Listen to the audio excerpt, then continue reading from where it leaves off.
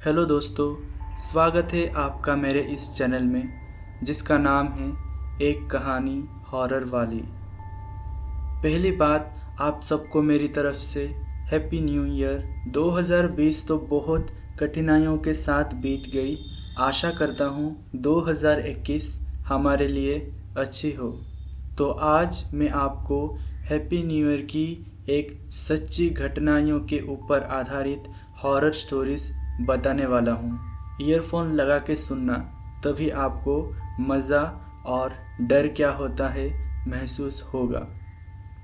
तो चलिए शुरू करते हैं आज की डरावनी कहानी। ये कहानी ओडिशा से दिवेश साहू ने भेजा है। मैं दिवेश एक बार अपने दोस्तों के साथ न्यू ईयर की पार्टी करने जंगलों में गया था। वहाँ उस जंगल में फुल नाइट कैंप फायर करने का प्लान बनाया था। सभी ने पार्टी के लिए खाने की चीज़, कैंप फायर के लिए कुछ लकड़ियाँ और रहने के लिए टेंट लेकर आए थे। मैं बियर के 10 बोतलें और मटन लेकर गया था। हम सब जंगल में लगभग शाम के 8 बजे ही सामान लेकर पहुंच गए थे। हम टोटल 5 लोग थे। हमने कैंप फायर लगाया, उसके बाद मटन को उसमें पकाया और मेरे दोस्तों ने स्पीकर्स भी लेके आए थे और डीजे सॉन्ग्स लगाकर सब मस्ती में खुश होकर नाच रहे थे। रात के 12 कब बज गए पता ही नहीं चला। फिर उसके बाद सब ने एक एक बियर के बोतल निकाली और एक एक मटन का पीस पकड़ा और नाचते नाचते पार्टी शुरू कर दिया। हमने रात के 3 बजे तक पार्टी की। फिर सब बहुत थक चुके थे नाच नाच के और सब नशे में थे। तो फिर सब अपने अपने टेंट में सोने का प्लान किया। वैसे तो हमने 3 टेंट लगवाया था। 2 टेंट में 2-2 जन सो गए और एक खाली था जिसमें मैं सोने वाला था, लेकिन मुझे नींद नहीं आ रही थी। बाकी सब सो गए थे, लेकिन मैं थोड़े देर तक कैंप फायर के पास बैठने का इरादा किया। मैं अपने गर्लफ्रेंड के साथ फ़ोन पे बात कर रहा था, तभी मुझे झाड़ियों के पीछे से कुछ हिलने का आवाज़ आया। मैं सोचा जंगल के छोटे मोटे जानवर होंगे। फिर से थोड़ी देर बाद उस झाड़ियों के पीछे से आवाज़ आई। मैं सोचा एक बार उस जानवर को भगा के आता हूँ। मैं कैंप फायर से एक जलती हुई लकड़ी उठाई और उस पेड़ के पास गया। डर तो थोड़ा लग ही रहा था क्योंकि मैं जंगल में था, लेकिन मेरे पास मशाल था, इसलिए डर नहीं लग रहा था क्योंकि जानवर आग से डरते हैं। मैं जैसे ही उस पेड़ के पीछे गया, वहाँ कुछ भी नहीं था। फिर मैं वहाँ से हमारे टेंट के पास लौटने लगा। जैसे ही मैं मुड़ा, फिर से आवाज़ आई, लेकिन इस बार झाड़ियों की हिलने की नहीं, बल्कि किसी के गुर्राने की आवाज़ आई। डर के मारे मेरे पसीने छूट गए थे।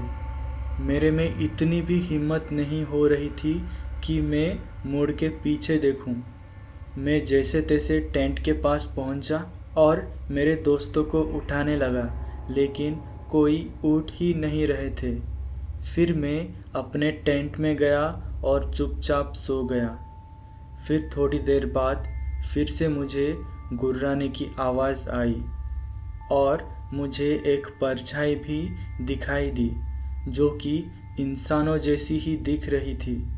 उसके पैर बहुत ही लंबे थे और उसके हाथ भी लंबे लंबे थे और उसका हाथों के नाखून किसी चाकू जैसी नुकीली थी और उसका सिर किसी हिरन की तरह दिख रही थी। वो इंसानों से भी बहुत लंबे थे, करीब 10-12 फुट का था वो। मैं बहुत ही ज़्यादा डरा हुआ था। मुझे लगा आज ये जो भी जानवर है वो हमें खा लेगा। तभी वो हमारे टेंट के और करीब आया और हमने जो मटन पकाए थे वो खाने लगा। फिर खाने के बाद वो वहीं बैठ गया। कम से कम 1 से 2 घंटे बैठा था। उसको देखते देखते कब मेरी आँख लग गई मुझे पता ही नहीं चला। जैसे ही मेरी आँख खुली तभी सुबह के 6 बज चुके थे। मेरे दोस्त बाहर बैठकर बातें कर रहे थे। जैसे ही मैं टेंट से बाहर निकला वो मुझे चिल्लाने लगे कि तूने सारी मटन ख़त्म कर दी, हमारे लिए कुछ भी नहीं छोड़ा। फिर मैंने उन सबको उस रात में क्या क्या हुआ था वो सारी बातें विस्तार से बताई।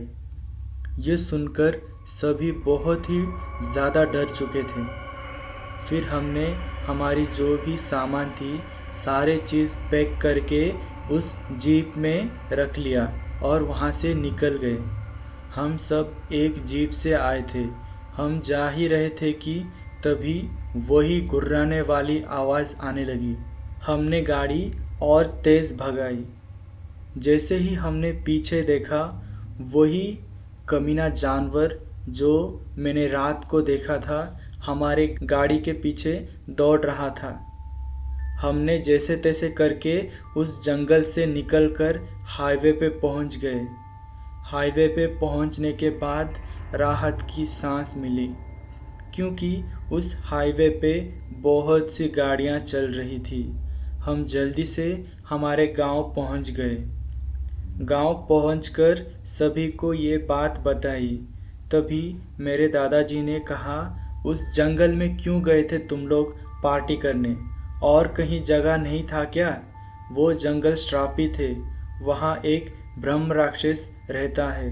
वहाँ जो भी गया है वो फिर कभी लौटा नहीं। ये सुनकर मैं भगवान को बहुत बहुत धन्यवाद किया कि मैं उस श्रापित जंगल से बच के निकला।